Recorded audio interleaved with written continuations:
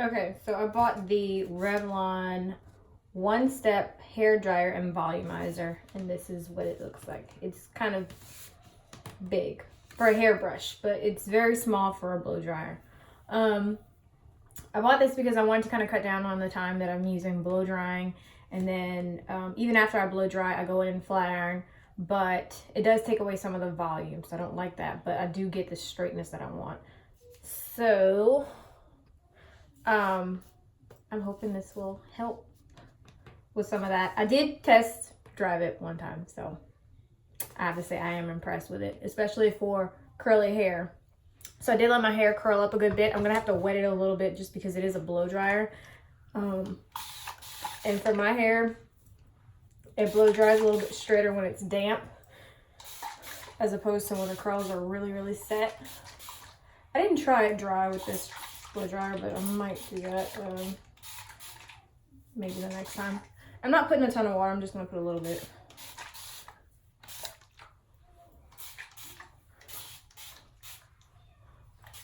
Okay. Yeah, so you see I just kind of wet it a little bit. All right, so I'm not really gonna talk because obviously the blow dryer is gonna be on and it's gonna be kind of loud, but I'm just gonna kind of section my hair in big chunks and just do it the same way I did last time because I got a pretty good result. I actually, last time when I did it, I was sitting in my bed with no mirror and it took about 15 minutes, I think. I didn't really time myself, but it seemed like about 15 minutes. So now I'll be able to actually see how long it takes. So let's get started.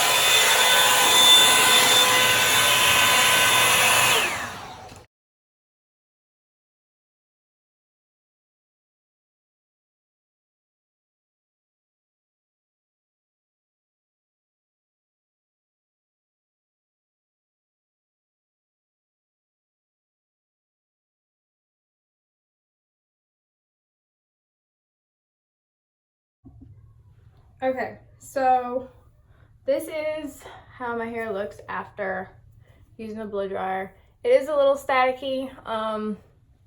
It's not really a word, but whatever.